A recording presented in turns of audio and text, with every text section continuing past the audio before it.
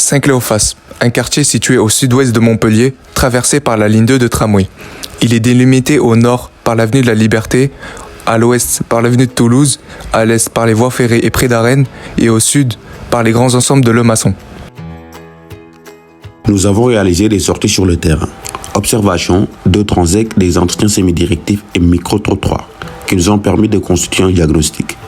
Il s'agit d'un quartier qui s'est construit en 3 grandes phases. Premièrement, le noyau villageois avec l'église et les parcelles agricoles autour qui ont structuré ce quartier jusqu'à la fin de la Première Guerre mondiale. À partir de 1930, le Stade Sabaté est construit.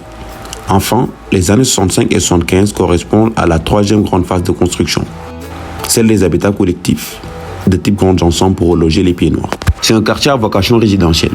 On remarque 2 commerces seulement et une ambiance bruyante sur les axes principaux.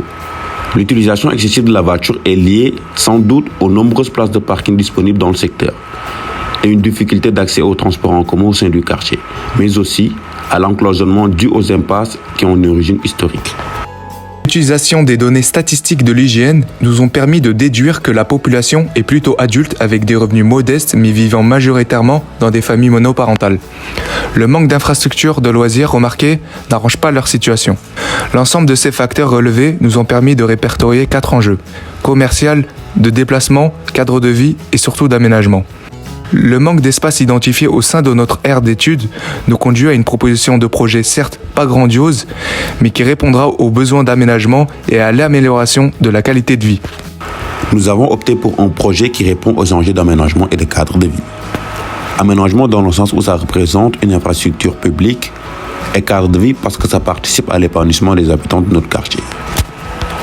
Pour répondre à ce double enjeu, nous proposons de réaliser une aire de strict workout ou entraînement de rue qui est un sport qui nous vient des États-Unis et qui est de plus en plus répandu et de mieux en mieux pratiqué en milieu urbain. L'objectif de ce projet serait avant tout de proposer une aire de divertissement à travers le sport et en même temps favoriser une socialisation entre habitants. D'ailleurs, c'est dans cette optique que l'autre binôme propose un projet pour pallier au manque de commerce tout en prenant en compte l'aspect social de leur projet. En outre, le manque d'espace libre identifié dans notre quartier pourrait nuire à notre projet. Pour y remédier, nous avons opté pour réaménager le parking se situant juste devant la crèche Blanche-Neige, entre la place du Cardinal Verdier, la rue Émile Chartier et la rue des Ormeaux. C'est un parking d'une superficie de 3700 m² environ.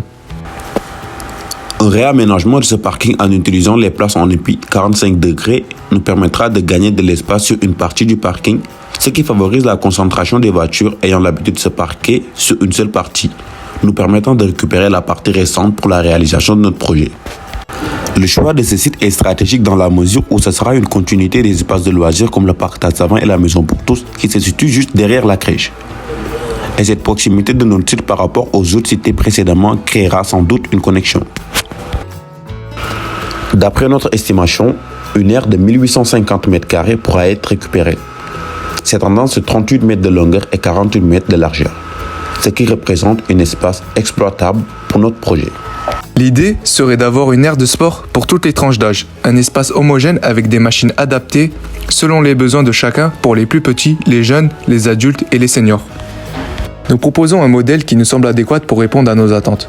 Ce modèle va se structurer en 4 parties. Une partie réservée aux activités de loisirs pour enfants, une autre partie pour les adeptes de parcours, une partie pour les jeunes et la jante féminine, et un dernier parcours santé pour les seniors.